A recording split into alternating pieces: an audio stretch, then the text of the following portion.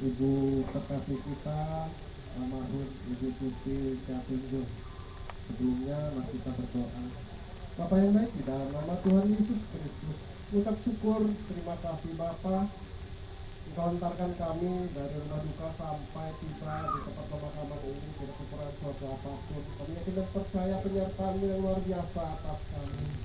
Dimana sebentar kami boleh melakukan pemakaman Ibu terkasih kami, Ibu Tuti Catunjung di tempat ini.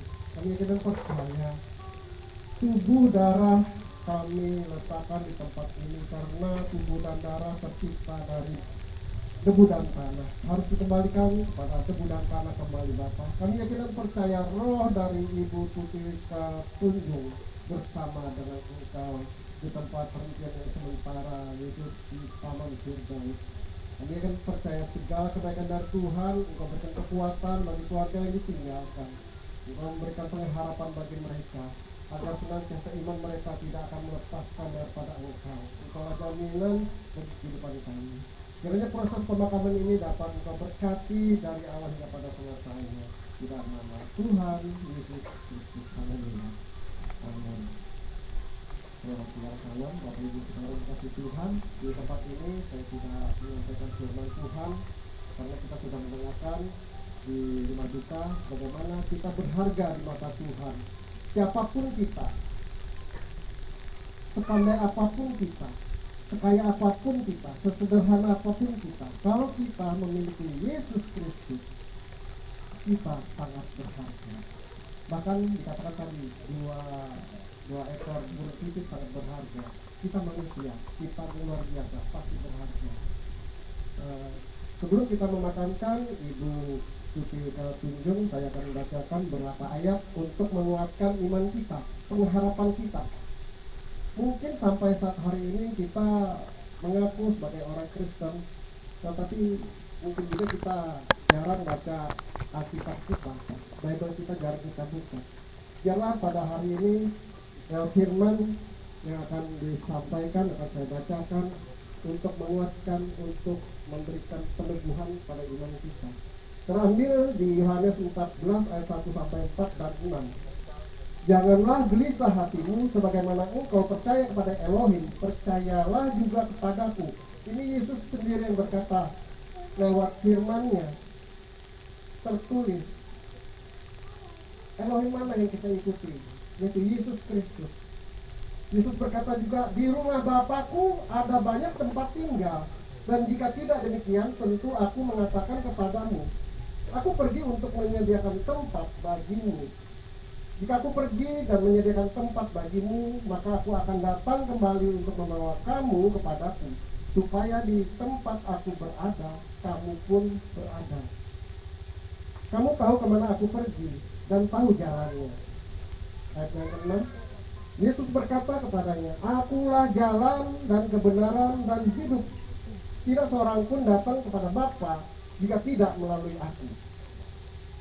Firman Tuhan sangat menguatkan kepada kita yang masih hidup, agar senantiasa kita tidak tahu kapan kita akan pulang, sama seperti ibunda terkasih ini.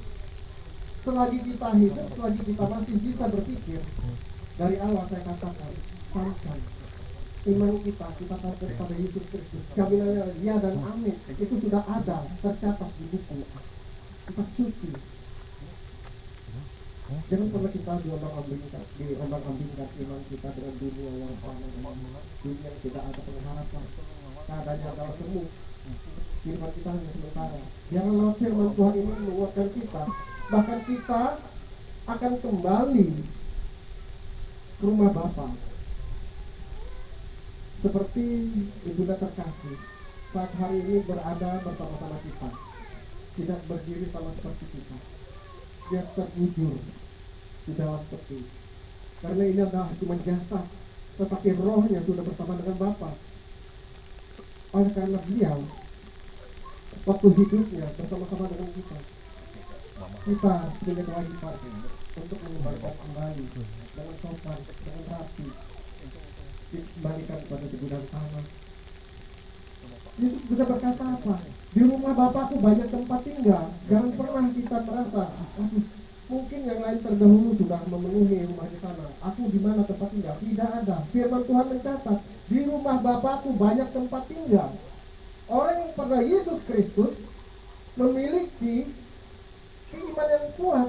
Kita yakin setelah meninggalkan dunia ini, kita memiliki rumah yang kekal.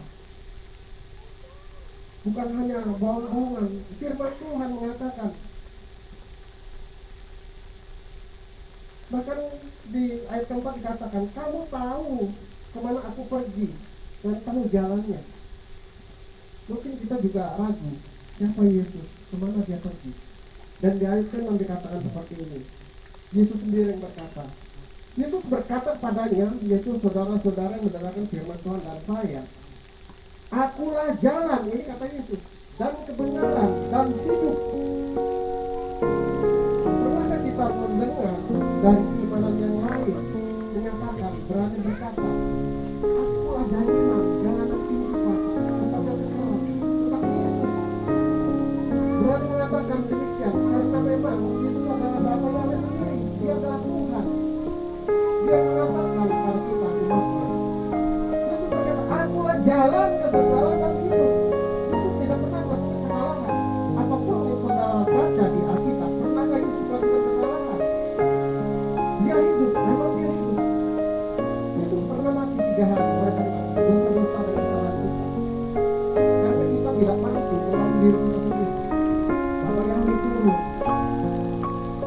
menyerupai manusia, yang sama, mengambil semua dosa-dosa dan percaya kepada dia.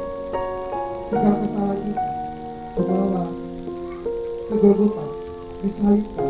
Semua dosa-dosa kita dipaku di sana. Setiap orang percaya pada Yesus Kristus dan mendapat kekalahan, surga yang mulia, karena dia hidup selama-lamanya, tidak pernah mati.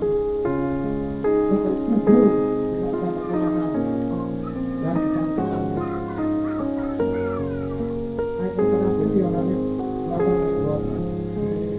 Kemudian Yesus berbicara lagi kepada mereka, akulah terang dunia.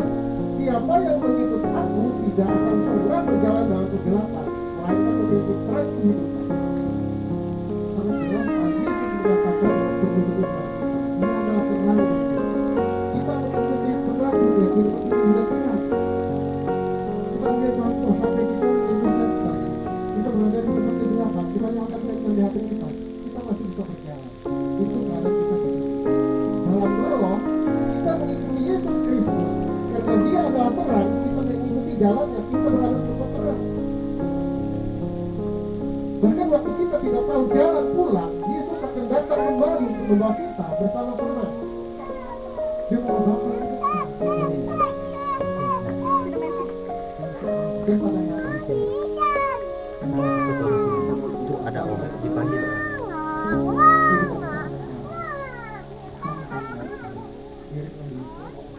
janjinya dia sedang Yesus tidak pernah berbohong. Bahkan dalam segala masalah kita hadapi, kita berdoa, kita pertolongan dia, Tuhan akan menjawab.